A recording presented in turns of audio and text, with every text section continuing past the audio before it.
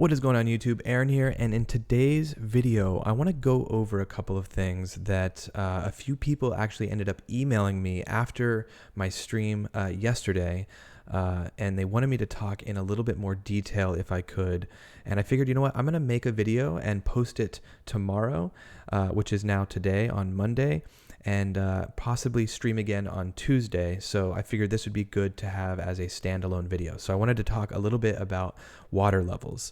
There's some people that really aren't believing the fact that the beginning of the search was wet. It was much, much more wet than at the end of the search. And I just wanted to go in here and say that it was, guys. There's video evidence to prove that.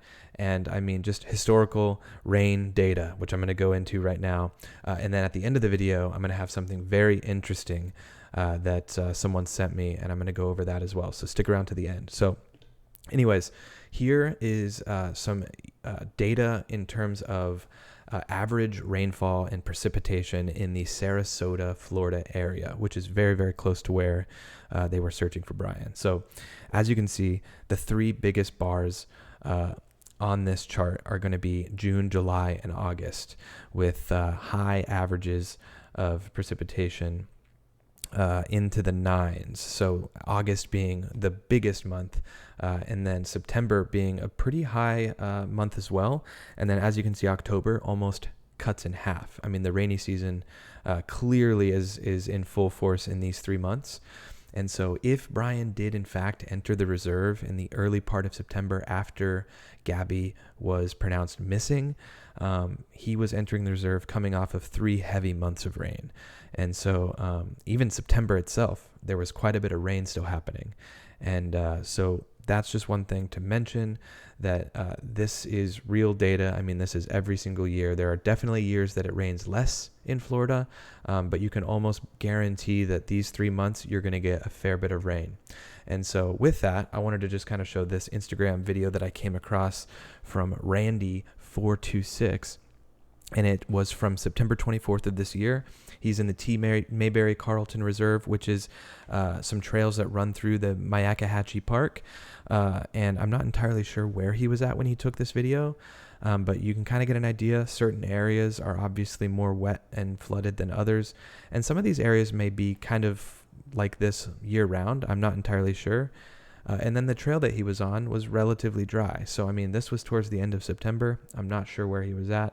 I'm pretty sure they were still conducting the search efforts, so he was clearly not in an area that was closed to the public, but that just gives you kind of an idea of what the area looks like.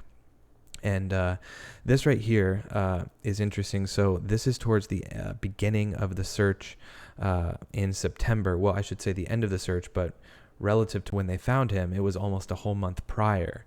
And we can see this is near the entrance to the reserve, where you have to cross over the bridge into the northern part of the reserve, or I guess I should say the southern part, but where you're heading north into where they ended up finding Brian. This is substantially more wet than it is right now. And I mean, if you just go to the WFLA footage from the day they found Brian, which I'm going to go to next, it is way, way more dry. And so if we actually scrub forward to about the minute and 56-second mark, we can see these are all the big clearings that are near where Brian was found. So this big one right here was substantially more dry on the outskirts when they found Brian. And then right here where my mouse is at is actually the exact spot where they ended up finding Brian. And you can see there's just a lot more water in these kind of trees that surround this big clearing.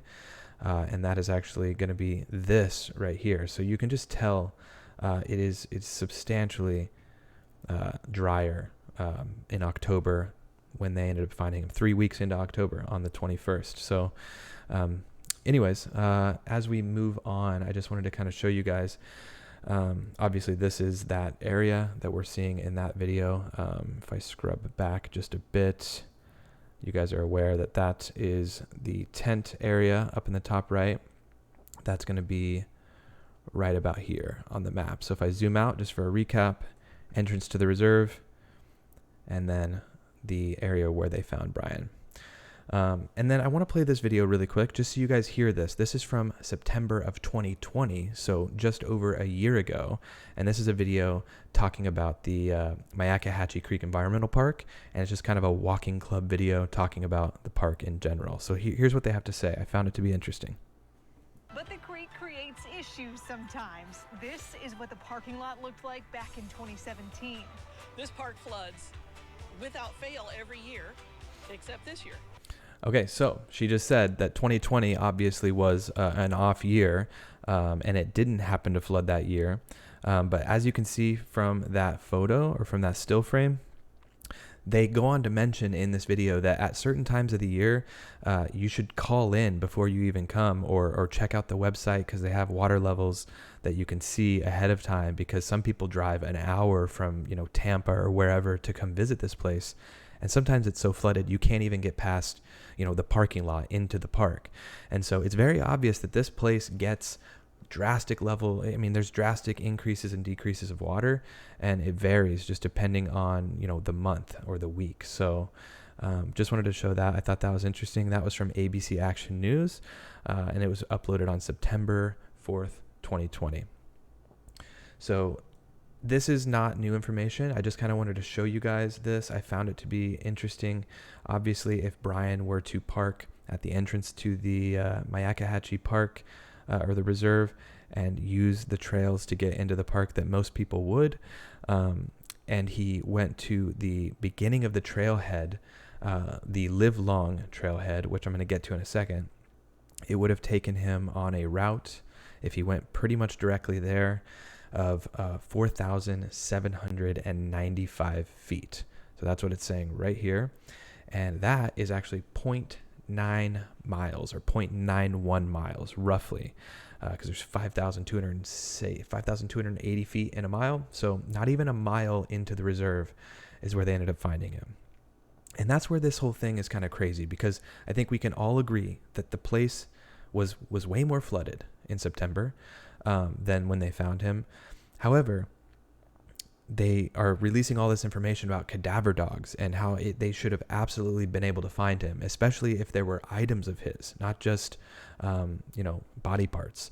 And so the fact that, they were saying that dogs can sniff out bodies well under 5 feet of water. And so even if he was under the water, you would have thought that the time they had the cadaver dogs out there, they would have been able to sniff him out.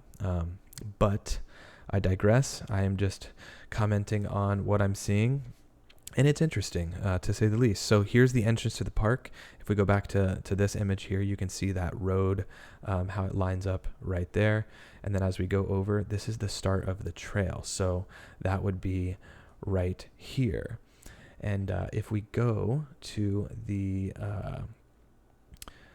let's see, if we go to this again, we can see that the trail goes along that canal.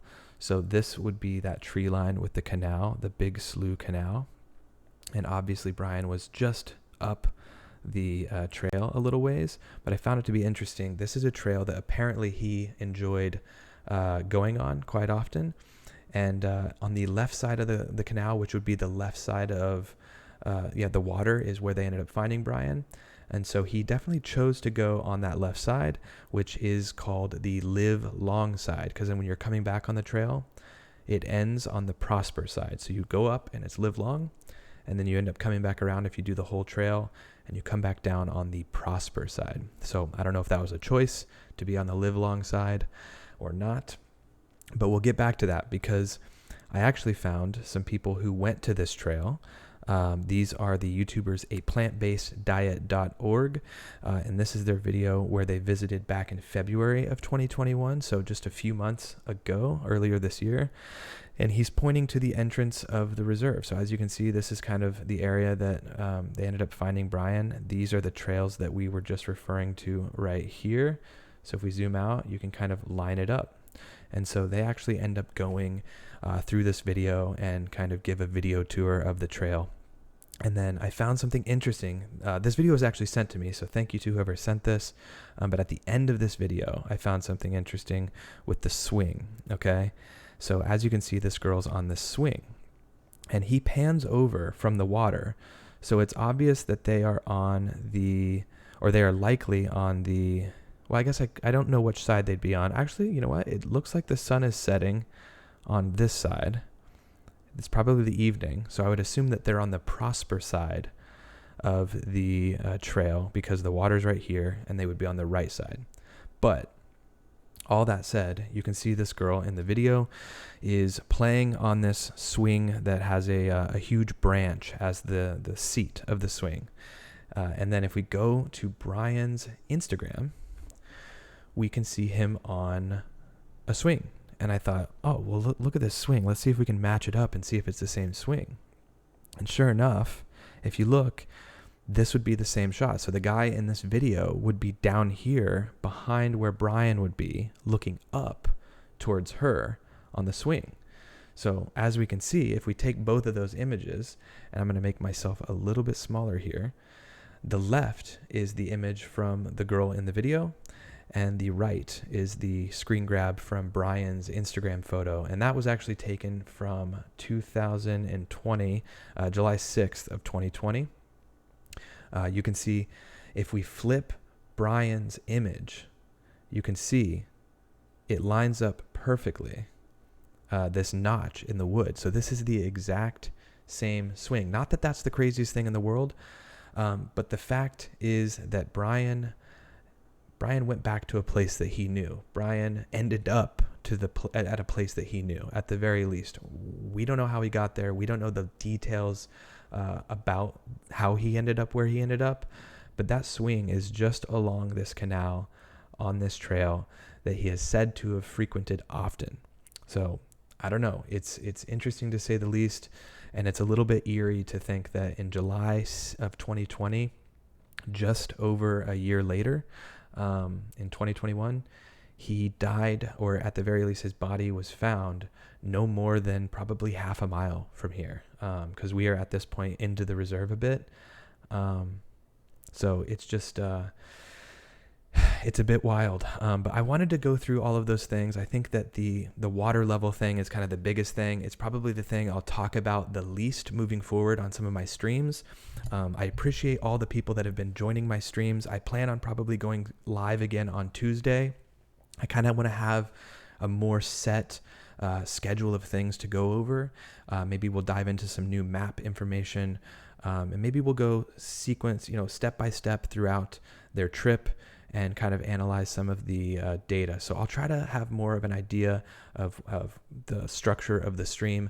But either way, I appreciate the people that have been joining the stream as of lately. The channel's growing, and I definitely am going to be covering other stories and other ideas in the future. But as of right now, this Gabby Petito, Brian Laundrie case is still ongoing, and there are still things that we can dive deep into. And I appreciate you being along for that ride. So like I said at the beginning, thanks a lot, and hit that subscribe button, hit the bell notification to get notified whenever I post, and don't forget to hit a like on the way out, and I'll see you guys in the next one. Bye.